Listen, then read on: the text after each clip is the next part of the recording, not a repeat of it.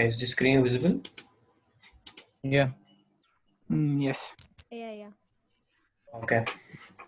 So good evening, everyone present here. We are here assembled for the presentation of Milestone 2, Phase 2 Software Requirement Specification.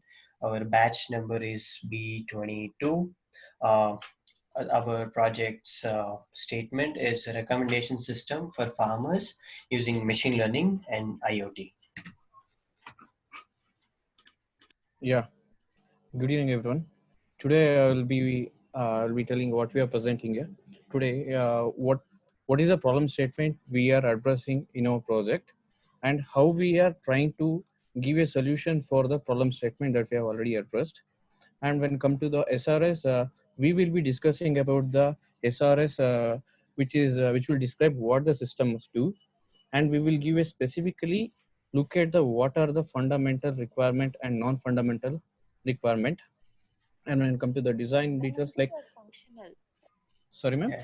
It's functional and sorry, non-functional. sorry guys. Functional requirements, sorry. Continue. Yeah. And for the design details, like we'll be looking at the IoT and the machine learning architecture, and we will be discussing about a sequence diagram and a comparison between the other machine learning algorithm that we have used.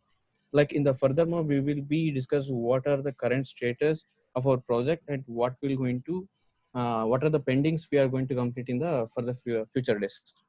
Yeah, over to you, Nitin. Yeah, I'll be starting first. Yeah, Swati. So the problem statement of our project. Economy and farmers go hand in hand. As we all know, farmers are the backbone of our country. And having this much importance, our farmers are facing a lot of issue. And we have also seen farmers committing suicides for their inability to pay back the debts due to huge losses. Why is all this happening? Is because the poor decisions and the ancient methods they are using to decide upon the crop and fertilizer to be used for their field, and the current climatic condition is also not syncing with that. For a crop to grow in a good condition, there are a lot of factors affecting it.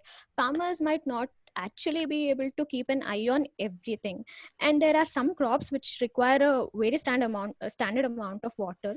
So too high or too low will definitely damage the crop, which we don't want that. So giving the real-time data of the soil will definitely help farmers, because he has more experience on the entire farming process, and understanding what's happening inside the soil will definitely be a boon to him. So moving on to the solution we have planned.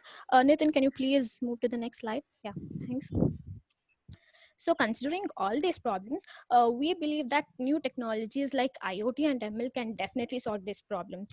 The solution which we are planning to help farmers are to give the real-time data of what's happening inside the soil through the sensor values. We are recommending crop and fertilizer which best suits for that particular soil and the weather conditions of that land. And for this, we are using our own cumulated data sets, and with a lot of extensive research, we have come up with our own algorithm for recommending fertilizer also. We are automating the irrigation system to release or block the water to the land by considering the soil moisture level. And we are using LoRa module, which is a state-of-art technology for high area coverage. We can get data transmitted up to 10 kilometers by using LoRa. But due to some budget restrictions, we are using the module which can transmit up to 1 kilometer. Hello, ma'am. What do you mean by LoRa there? Ma'am, LoRa is low power, high range, ma'am. Like we'll be discussing about that in the next slides. We'll be detailing about that, ma'am. Okay, continue. Yeah. Yes, ma'am. And the farmers will also be able to get the data on their fingerprints through the web application and the Android application we are developing now. We also have Google Assistant integration, which will be a much easier way to get all these recommendations in their fingertips. So Our project not only help farmers but also help people who are new to farming and does not have enough knowledge about these crops and fertilizers. We can help them to take proper decision about this crops and fertilizer to be used to that field. So that was a brief description about the solution we are planning. Mm. So yeah, I'll be telling you about the software requirement specification. So as you all know, it's an extensive document that tells how the software must perform once it is developed. So it contains basically the functional requirements and the non-functional requirements. We'll be looking into the functional requirements of our project first. There are three different modules in this. First, we'll be looking at the machine learning module. So basically, the functional requirement tells us what are the operations that are performed between the input and output. So as you can see here, the input for the machine learning model is the data from the user. For this, we have provided a web application where the user can input the data. And we have also deployed IoT sensors using which we get different data of the soil. And this is fed as an input to the machine learning model. We have tried different algorithms and machine learning architecture will be discussed later. So yeah, in that model, the decision making is done and the recommendation is given. Basically, it can be either the crop or the fertilizer. So this is the SRS of the machine learning module. Nitin, could you just change it to the next slide? Yeah, thank you.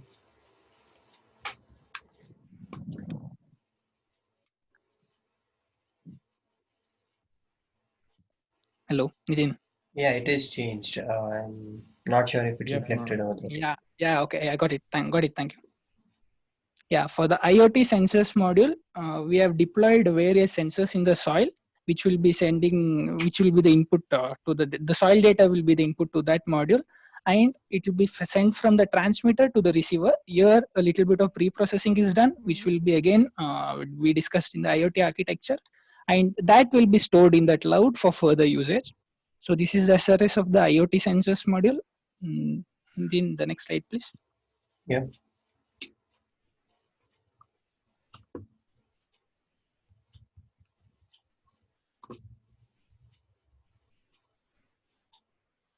You got it there? No, it's not getting reflected yet. Yeah. Just the lag, it's okay. I think I have some network issues. Yeah. Okay. So the automatic irrigation system, this is another module that we have in a project. So for this, the input is basically from the soil moisture sensor. It tells us the moisture level of the soil in the moisture level of the soil. And based on that, a decision is made. The decision is made by checking the recommended water level for the crop and accordingly either releasing the water or blocking the water. So that is the functional requirement of these three modules. How many And coming to the do you have?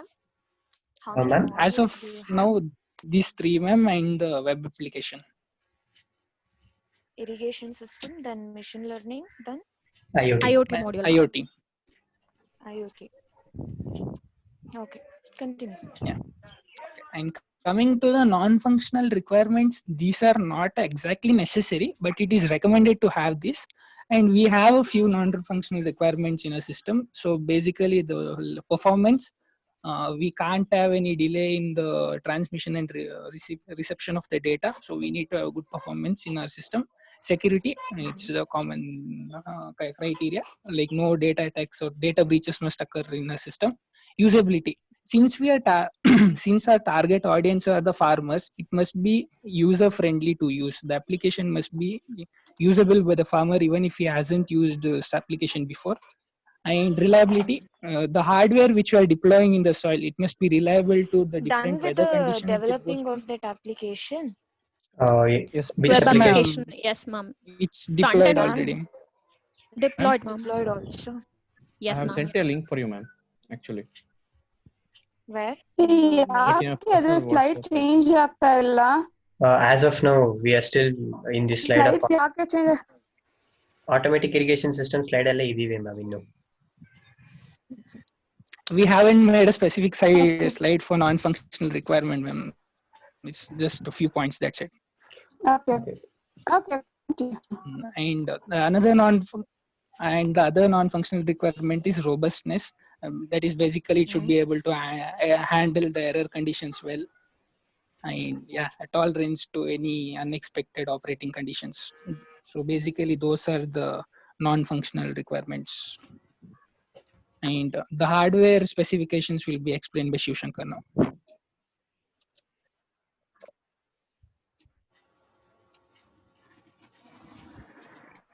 Okay, I guess Shiv Shankar had an issue with Shiv his. Shankar? Yeah. Oh, sorry. It was muted. Sorry. Yeah.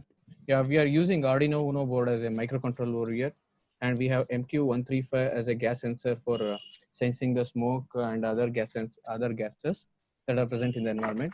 And we are using a temperature for sensing the temperature. We have a DST11 temperature sensor. For measuring the soil moisture, we have FC28 soil moisture sensor, and for displaying the data, we are using 16-pin LCD module. For sending the data, we have ESP8266 Wi-Fi module, and we are using LoRa module for transmitting the data from one node to the another node, from one receiver from sender node to the receiver node. And we have LM252 voltage regulator for supplying a voltage to the complete this board. And we have relay channel. Basically, it used for to turn on the motor and off based on some actuators controlled by the Arduino Uno. Yeah, over to you, Nitin. Yeah, and Okay, speaking of Shiv the Shankar, Yeah, yes, ma'am. there you have used MQ135 gas sensor, isn't it? Yes, ma'am. And DHT11 temperature sensor. Yes, You were ma'am. having other sensors as well, right? Whether it is for gas FC28. or whether it is for temperature. For example, for measuring the Yeah. temperature, you can use LM35 sensor also, Yes, ma'am. right? Actually, there are there are some other sensor, but when come to the reliability or robustness for the if you go for a physical field or something like that, when I went to the research on those stuff, I felt this as if you consider DST11, it has some microcontroller over there, which will be segregating all the humidity and the temperature stuff. Like the precision wise, this sensor was quite higher compared to those sensors. So you have checked with the advantages and Yes, ma'am. Yes, disadvantages ma'am. I have checked the for data all sheet the of all the sensors. sensors. Based on For that, all the sensors, for yes, ma'am. soil moisture also. Yeah, for Okay. soil moisture, there is only one sensor called FC28. Like currently in the market, only this But for sensor is temperature, available. you have many. Yes, ma'am. And can you brief me about LoRa module? What it is basically? Basically, ma'am, it's a I will be explaining the future slides, ma'am. There is a dedicated slide architecture, for IoT IoT design architecture. architecture. Oh, is it? Dedicated slide. Okay. Yes, ma'am. I'll be explaining over there. And along this, the user should have at least a smartphone or a computer with basic specification, so that he can access our website stuff, ma'am. That's it. Okay. Thank you, Shiv Shankar. And moving on to the design details, the following slides will be based on the IoT design, the machine learning, and some other system architectures related to that, and the sequence diagram. We did research a lot, and we put in the hard work to make sure everything falls in its place and works reliably. That being said, let's move on to the IoT design. Shiv Shankar, back to you. Yeah, can you channel plus? Yeah, thank you. Yes, ma'am. This is the architecture of the IoT, where we are using Arduino Uno as a main board, where it has Atmega 328P. It's a microcontroller used to control this Arduino board, where it has 6 analog sensors and 13 digital, 6 analog pins and 13 digital pins. Where this one we are using here, like the sensors, it is all analog pins, analog sensors. So we are using all these 6 analog pins to get the values of analog sensors. And this is a soil moisture sensor. Let me explain you how it works. Basically, from the soil moisture sensor, it will read the data. It will send the data to the microcontroller. It's same as with other sensors like DST11 and the MQ135 sensors. All this data will be sent to the microcontroller, and the microcontroller will prepare a message packet Basically, it's like something JSON formatter with respect to the sensor values, and it will display in the LCD Shiv display. Shankar, do you know Yes, ma'am. something called Renesas microcontroller? This is a different microcontroller for different Arduino board, ma'am. Yeah. When Yeah. you compare to Arduino, that Mhm. Renesas microcontroller have more advantages. Yes, So ma'am. check with that once. Yeah, sure. So if that is having more advantages, then question can be raised in your final Like, exam. Like why are you I have, using this Arduino only? yeah. You should Like, justify. let me Okay. explain you. Let me try to give something information to that. Like other microcontrollers or other boards where we have to consider the cost effective for the farmer. By end of the day, like we should get the like BOM cost, like bill of material. Like if we add all the price of this one, it should not be big burden to the farmer. So even this microcontroller can handle all those stuff. I think if it compared to the cost between the two microcontrollers, this microcontroller is cheaper and reliable, Okay. With and it is respect to proven in the market. cost. Yes, ma'am. And it is ಮತ್ತೆ already proven in pins the market. Yes, ma'am. Kavya ma'am pins Yeah, ಕೂಡ ಹೇಳಿ ma'am. ಅಲ್ಲಿ digital ಮತ್ತೆ analogue ಎರಡು ಇಲ್ಲ ಅನ್ಸತ್ತಲ್ಲ ರೆಸಿನೋ controller ಅಲ್ಲಿ ಇದೆ ma'am ಅಲ್ಲಿ. Actually, ಅಲ್ಲಿ No, There are not around 13 digital analog pins to and digital 6. conversion ಅಲ್ಲ no. Not in The the sensors will Arduino collect not the in the analog Arduino data. ರೆಸಿನೋ ಹೇಳಿದ್ರಲ್ಲ ಅದ್ರಲ್ಲಿ analogue ಮಾತ್ರ ತಗೋಬೇಕಿಲ್ಲ digital ಮಾತ್ರ ತಗೋಬೇಕು combine ಅಲ್ಲಿ ತಗೊಳಕ್ ಆಗಲ್ಲ ಅಲ್ವಾ ದಟ್ ಹೌದು. ಮೇ ಬಿ ದ ಡಿಸ್ಅಡ್ವಾಂಟೇಜ್ ಅದಕ್ಕೆ ಅವ್ರು ಇದನ್ನ Renesas ಅಲ್ಲಿ ಅದಿದೆ. And like these has few there are some microcontroller that doesn't follow few instructions like protocols or this stuff, but these boards supports all the projects or stuff what we need in the real time environment. So we chosen this as a Arduino board for our project. Okay, I'll back to what we are telling. Like it will show the sensor values in the LCD display, and it will send the message packet to the LoRa. The LoRa will start to transmit the data to the receiver. Basically, this message packet will be One sent sec. in the form of, yes, ma'am. In the LCD display, you told the analog values will be displayed. Yes, ma'am. In the LCD, only digital data can be displayed, right? Analog No, ma'am. means Actually, what? there It is will be in something the called, form of yeah. waves. I will give you. Like there is something called ADC, analog to digital converter. It will receive the data from So, the this one. which That's one why I is told you. doing that conversion? Tell me that. Microcontroller, ma'am. I know that. Where One sec. exactly? Where exactly in the sense? Ma'am, When you consider Arduino has a Renesas 10-bit ADC. microcontroller, Ma'am, this is a microcontroller which has ADC supporting that. It, Basically, it has an inbuilt ADC, ma'am. inbuilt ADC. Basically, there is no separate module we have inserted. Like it has a built-in ADC converter. sure. There's a library to use that one ADC converter. Okay, like the sensor value will be fed into that ADC When you are converter. done with this presentation, do check with Renesas microcontroller and just Okay. compare like what you have in this and what you not have in that. Ma'am. Okay. Okay, ma'am.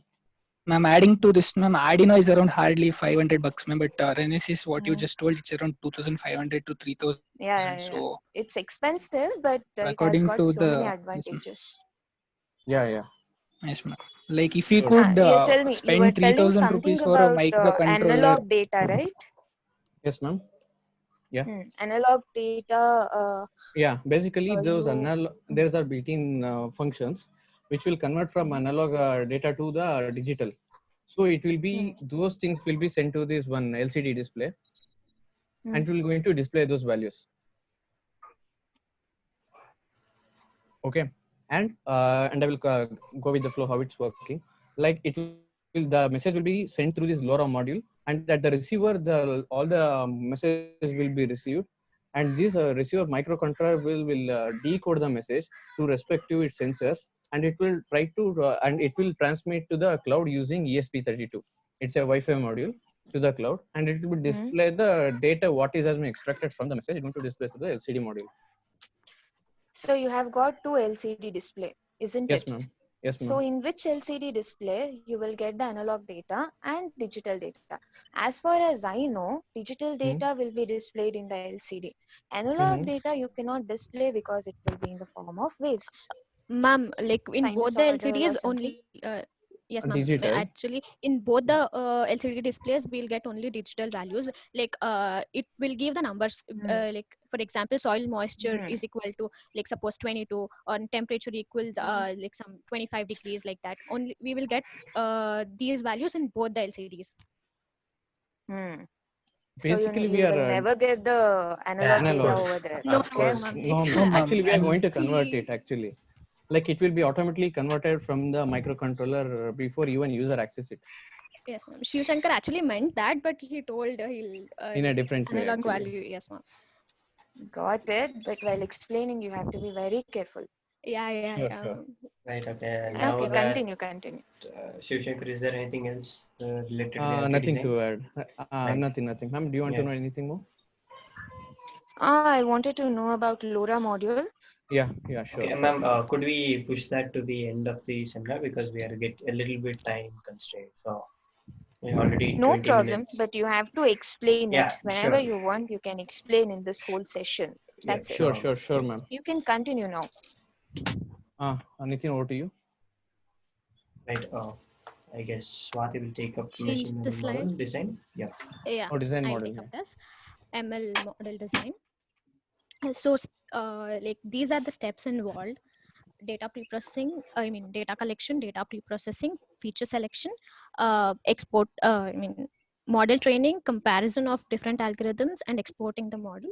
I'll brief you about each blocks now. So, speaking about data collection. Hello. Yeah. Hi. Yes, Hello. Yes, ma'am. Okay. Yeah, you're Can you audible. hear me? Yeah. So speaking about data collection, yeah, we have, continue. yes, ma'am. So speaking about data collection, we have got our data sets from data.gov.in, GitHub, and other third-party resources. There were some discrepancies in the data, So so how many we, data sets you people got? Speaking about that, we got pretty a lot, no. But something that's going yes, to ma'am. fit our scenario took a lot of work. Uh, so there was one In the crop GitHub, how sees much you got? GitHub. Probably we got one file that was the labeled data set of the crops with the other features. We Hmm? curated our own data set for recommended NPK values, and there Hmm? is one data set on Kaggle, which is the rainfall data set. We have taken that into consideration too. Yeah, Uh, Kaggle is like it is more famous one. Kaggle.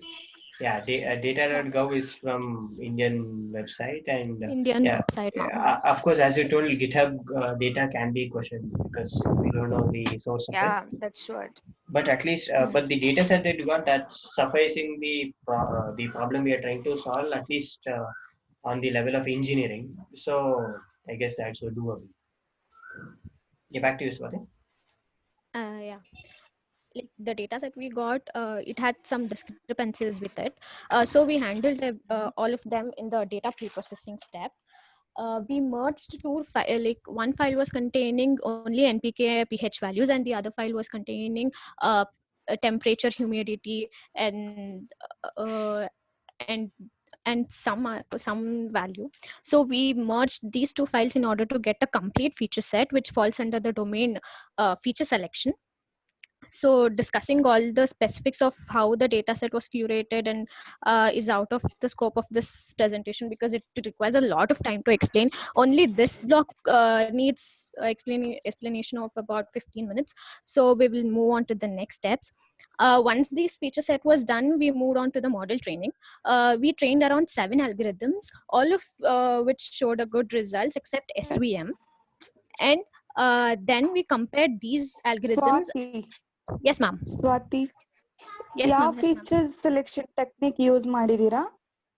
Ma'am, there's nothing as such as feature selection because the data set that we got was in pretty decent format. So, but pre-processing, in order to curate that data set itself, that was a big task. because we had to merge two CSVs based on some specific criteria. We had to do a background research of, is the merging actually valid? And once we merged those data sets, we got a pretty simple supervised data set problem. That is, we were taking into considerations the NPK values, pH, rainfall, Rainfall, humidity, temperature. and Yeah. temperature. So feature selection, since this is a classification problem, we try to check the correlation. So correlation doesn't actually play any role in classification.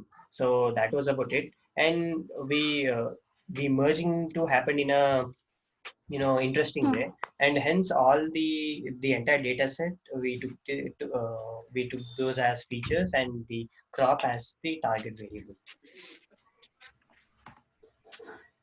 Okay. Continue.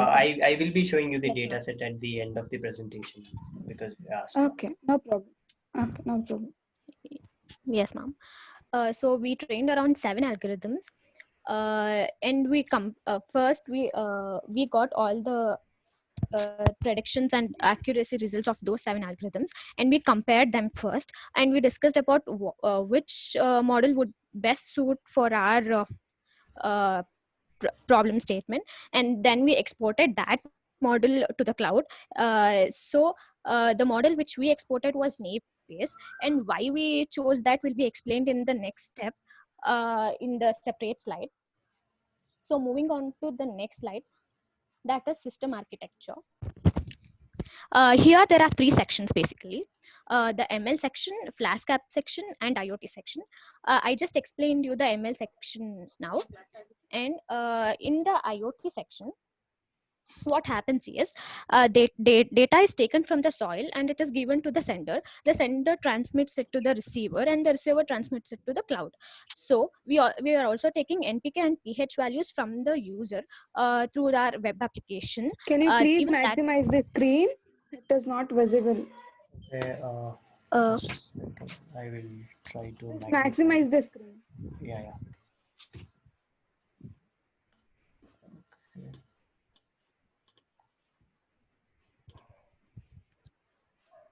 Okay, this was about, just a second.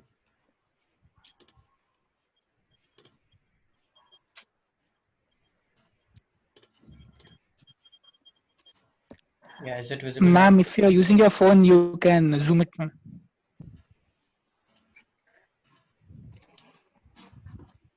Yeah, so you might go ahead. Yeah, is it visible, ma'am? Yes. Yes. Yeah. We are also taking NPK pH values from the user through our web application. Even that is stored in the cloud, and both of these are sent to the Flask application. Here we are merging the data and we are passing on that data to the model that we are exported here, Navy Base, and that model returns the predictions which will be displayed on the web interface and the Android interface, which we discussed earlier.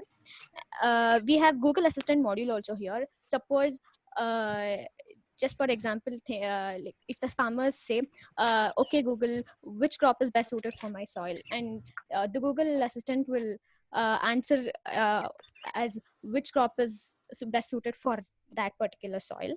And that's about the architecture. Just a So second. next slide, please. Yeah.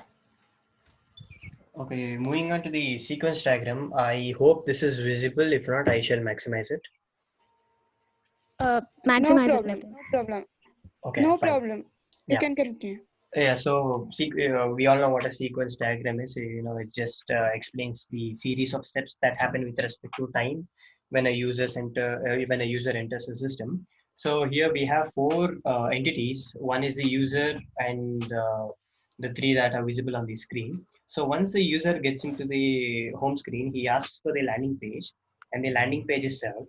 Then we need to take inputs from the user, that's specifically the NPK values and the location he presently is, and that is filled in the form, and the form is sent to the HTTP server. That is sent to the ThingSpeak server, where your form data is appended with the real-time data of the soil, and an acknowledgement is passed back. Now, coming to the part where he wants the prediction or recommendations, he just asks for a request and he clicks a button, and the button back in the backend calls the API that is the endpoint of the Flask server. And once the Flask server gets this request, it asks for real-time data from the IoT sensor network, and in turn gets that data, and then it processes and does some computation and gives the recommendations based on what the criteria of the soil and the user input that he has given. So it's pretty straightforward and it's quite simple. That's about it about the sequence diagram. Moving on to the comparison of algorithms, uh, and I would just like to give a note here. We have around 4 minutes of time remaining. If we want, we can pause it here and we can just create another meeting. Else, we can wait until the 5 minutes get over, as you wish. Ma'am, do you want me to just create another meeting? No, you just continue. Okay, because No, it's no, going to you can automatically end continue in this after. meeting only. No, no, no, it will not end. Even if it gets sent, you cannot. You can again click on the start button so that it will continue. Yeah, okay, fine. Then let's go ahead with the comparison of the algorithms.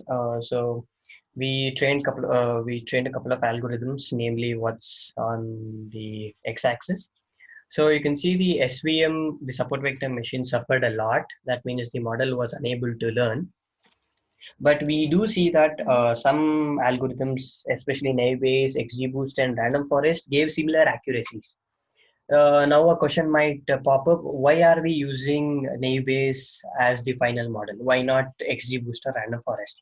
That is because whenever we want to take anything into the cloud, we need to make sure that it's reliable, it's not complex, and it decreases the computational power. So Navier is pretty straightforward. It is just a probability equation, and it is working out pretty well here. And XGBoost, it takes a lot of time for computation. Random Forest is not that as interpretable as what Navier is, and hence we are choosing Navier as the uh, output model.